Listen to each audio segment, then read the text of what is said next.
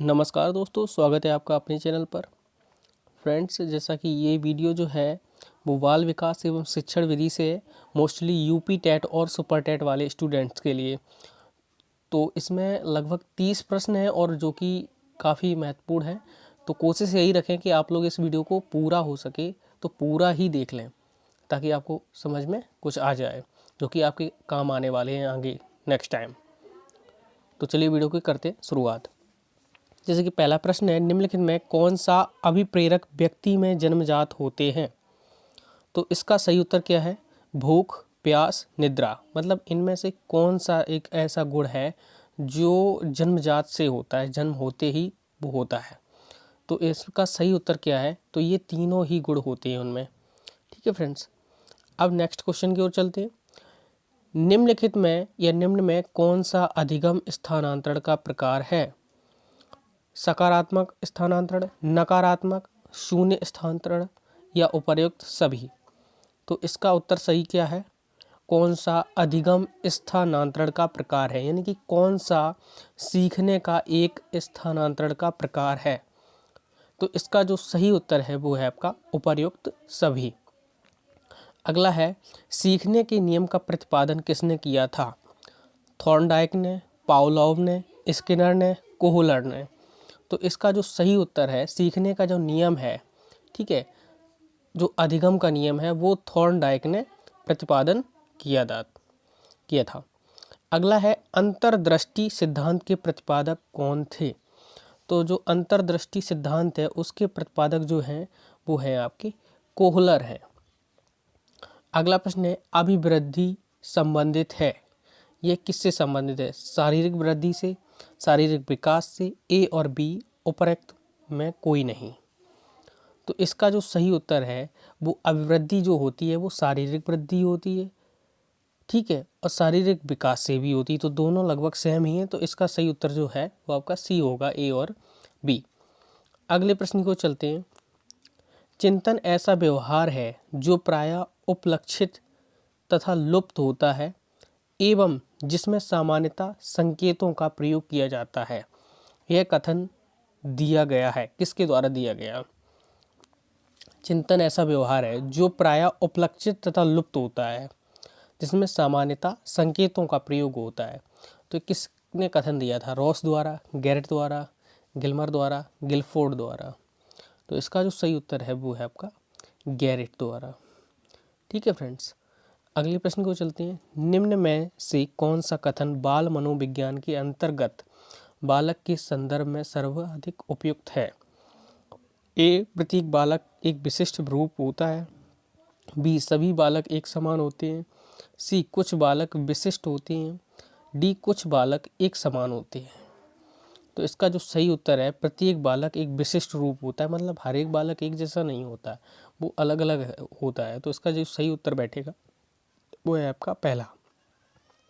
अगला है, निम्न में से कौन सा भाषा विकास का सिद्धांत है? ए, अनुबंधन का सिद्धांत, बी, अनुकरण का सिद्धांत, सी, परिपक्वता का सिद्धांत या डी, उपर्युक्त सभी?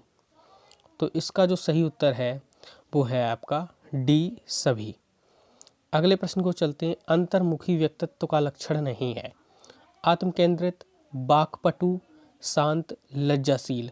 अंतर्मुखी व्यक्तित्व का लक्षण नहीं है। तो इसका जो सही उत्तर है वो है आपका वाक्पटु। अगले प्रश्न को चलते हैं। निम्न में से कौन सा लक्षण वाणी दोष से संबंधित है? धीमी गति से बोलना, तीव्र अस्पष्ट वाणी बोलना, तीव्र गति से बोलना? तो इसका जो सही उत्तर है वो है तीव्र अस्पष्ट वाणी बोलना, मतलब जल्दी बोलना और सही से ना बोल पाना। ठीक है, तो इसका बी ऑप्शन आपका सही रहेगा। अगले प्रश्न को चलते हैं। अधिगम का उपयुक्त अर्थ है? अधिगम मतलब सीखने, ठीक है, तो इसका सही उत्तर क्या होगा? कौशल अर्जन, ज्ञान एवं अनुभव अर्जन, व्यवहार में परिवर्तन, व्यक्तित्व समायोजन? तो इसका जो सही उत्तर क्या है वो है व्यवहार में परिवर्तन। ठीक है, कौशल अर्जन, ज्ञान तथा अनुभव अर्जन और व्यवहार में परिवर्तन, व्यक्तित्व। अधिगम का सही उत्तर क्या है? ठीक है, तो ये आपका है व्यवहार में परिवर्तन, धीरे धीरे जो बदलाव होता है सीखने के बाद। अगला है, निम्न में से किस मनोवैज्ञानिक ने सामाजिक आकांक्षाओं के अनुरूप व्यवहार करने की योग्यता को सामाजिक विकास के रूप में परिभाषित किया है?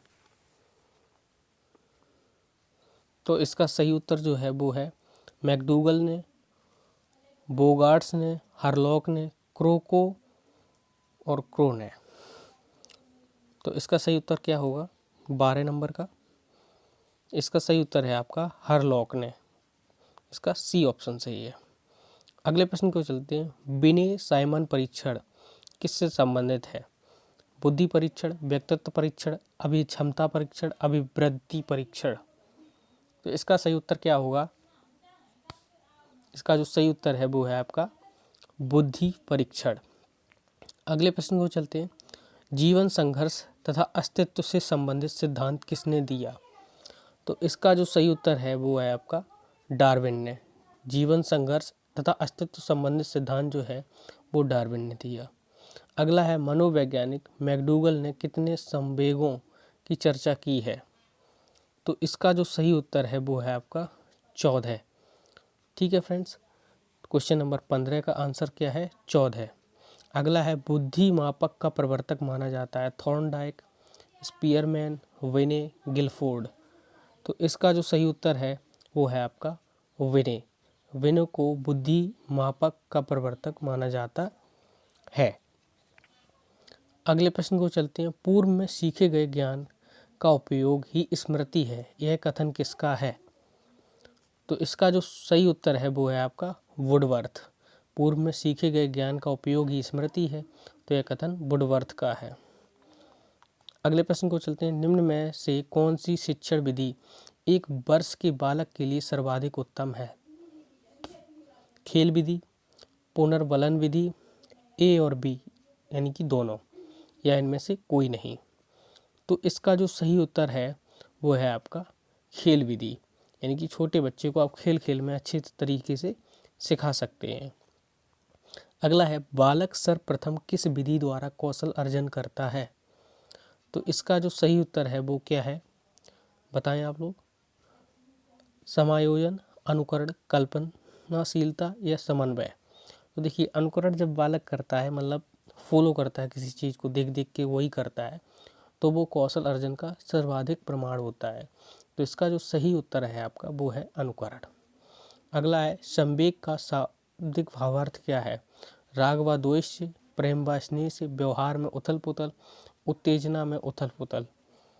तो इसका जो सही उत्तर है वो है आपका उत्तेजना में उथल पुथल। अगला है, शैशवावस्था में बालक की क्रियाकलाप मूलतः किस प्रवृत्ति के होते हैं? संवेगात्मक, सामाजिक, संज्ञानात्मक, मूल प्रवृत्त्यात्मक। तो इसका जो सही उत्तर है वो क्या है आप लोग बताएं? तो इसका जो सही उत्तर है वो है मूल प्रवृत्त्यात्मक। अगला है, भाटिया बैटरी किसके परीक्षण से संबंधित है? इसका सही उत्तर क्या होगा? तो ये है आपका बुद्धि से। ठीक है, अगले प्रश्न को चलते हैं। प्रगतिशील शिक्षा के संबंध में निम्न में से कौन सा कथन सही है? बालक को एक सक्रिय अन्वेषक के रूप में देखा जाना, बालक को क्रियाशील रखकर शिक्षा दी जाती, बालक की रचनात्मकता को महत्व दिया जाता, उपर्युक्त सभी। तो इसका जो सही उत्तर है वो है आपका उपर्युक्त सभी। अगला है, जेंडर क्या है? एक सामाजिक संरचना, एक उत्तेजना की स्थिति, एक मनोवैज्ञानिक संरचना, एक परिवेशीय व्यवहार। तो इसका जो सही उत्तर है वो है एक सामाजिक संरचना। अगला है, बच्चे के समाजीकरण के लिए प्रथम इकाई के रूप में किसे रखा जाता है? सरकार, विद्यालय, परिवार या फिर वातावरण। तो इसका जो सही उत्तर है वो क्या है? तो वो होता है आपका परिवार।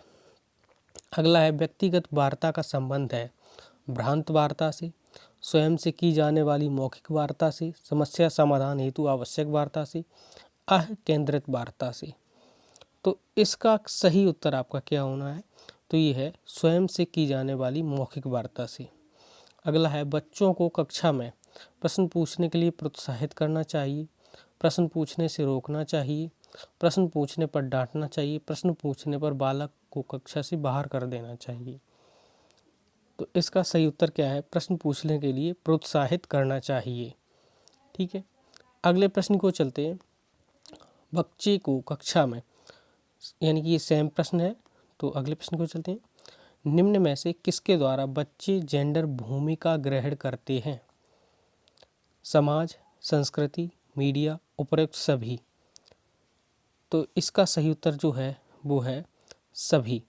बच्चे में से किसके द्वारा बच्चे जेंडर भूमिका ग्रहण करते हैं? तो इसका सही उत्तर है डी। अगला है, निकटवर्ती विकास क्षेत्र की अवधारणा किसने दी? जीन पियाजे, लेव वाइगोत्स्की, ब्रूनर या बर्क।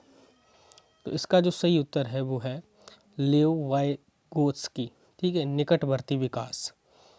अगला है, राष्ट्रीय पाठ्य चर्चा की रूपरेखा 2005 के अंतर्गत कौन सा कथन सही है? शिक्षक सुविधा प्रदाता की भूमिका में होता है, शिक्षक को केंद्रित शिक्षा के प्रति केंद्रित होना चाहिए, ए और बी या कोई नहीं। तो इसका जो सही उत्तर है वो है शिक्षक सुविधा प्रदाता की भूमिका में होता है। ठीक है, ये आपका लास्ट क्वेश्चन था। अगर वीडियो ठीक लगे तो लाइक कर दें और देखने की कोशिश करें। धन्यवाद।